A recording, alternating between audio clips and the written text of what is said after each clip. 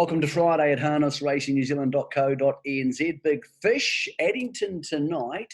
Look, I suppose the question of the night comes down to one horse in the feature race. Do you, Big Fish, think Fabrizio will handle its first standing start in race 7?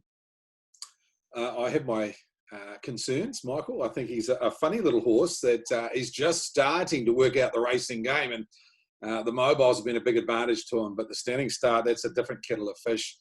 Depending on what the bookmakers put up this afternoon, Michael, on where he's going to be placed, I do like a couple in the race that I think will certainly test him. There's a big ask for him, a 3-year-old stepping up in grade and now to a standing start. I thought Tango Tara from last week was the eye catcher, Michael. I mean, a horse that was good enough to win at Cup Week when we were down there in November. He's got good standing start manners. He's off the front this week. And I thought he was pretty good behind Nandolo last week, Michael. He found the line really nicely. And he's got a big handicap over the advantage over Nandolo this week. So Tango Tara for me on an each-way basis. Fabrizio, wait and see. Yeah, Tango Tara is a good little professional standing start horse. I thought Nandolo, if he began quickly well, I wouldn't be surprised to see him fall back on the outside or somewhere. So it's one of those 20-metre handicaps which, if they Shanghai out and there's single file for a while, it could be 14 lengths away, or he could be 6 lengths off them with a lap to go. Really tricky to work those ones out, Craig. Yeah, I think so, Michael. I think Nandolo is obviously the best horse in here. Potentially, he's a cup class horse. Well, he's nearly there anyway. Tango Tara's got to prove it, but he does have the handicap advantage. And you're betting on prices here, Michael. If they open up Fabrizio at $2, you just couldn't touch that.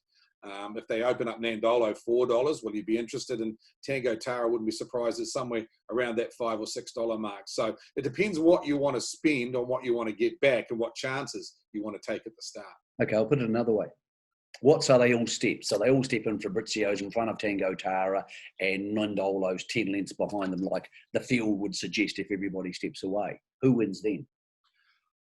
I think Tango Tara is as good as Fabrizio any day of the week. I think Fabrizio's a nice horse, but I think Tango Tara's proved that he's won Cup Day and he's got the form on the board. So if you said to me, hey, they're racing in a straight line at the moment and taking up Nandolo's 20-metre handicap, I think Tango Tara over Fabrizio at this stage.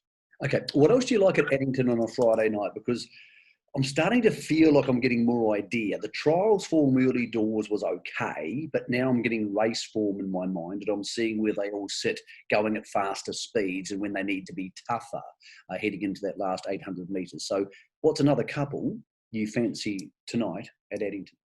Well, I think one in particular I want to highlight in race number 2. It's a really, really nice field. It's an up to rating 65. And I thought a horse that went very good last week and actually didn't get the credit for where it finished was a Delightful Act, trained by Mitchell Kerr. And his team are really going well at the moment.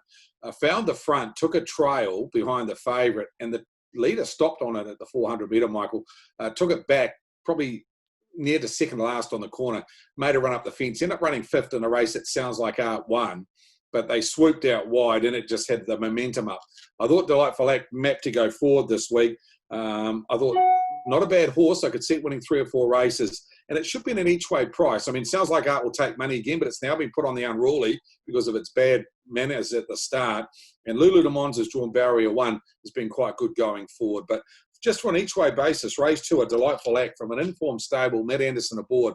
I think I quite like it in the early part of the program. Okay, anything later on, Craig, on Friday night harness?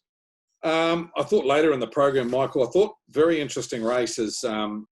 Race number 6, which is the Skippys Delight race, because he was being just pretty average, to be fair, in the last couple of weeks. I thought there's a horse in there that's quite impressive last start in the form of Star of Timpani. Really impressed me winning the other day. It beat Cracker Smile fairly and squarely, blast off the game. Sarah Riley's really driving aggressively at the moment. And I just wonder whether Skippys Delight, they've decided it's not a leader and maybe a trailer. May drive it a little bit differently this week. I thought Star of Timpani may go forward, and if it did, it may back up 2 weeks in a row. Okay, Craig, we'll be back tomorrow to preview Invercargill, where a Group 1 horse resumes for the season.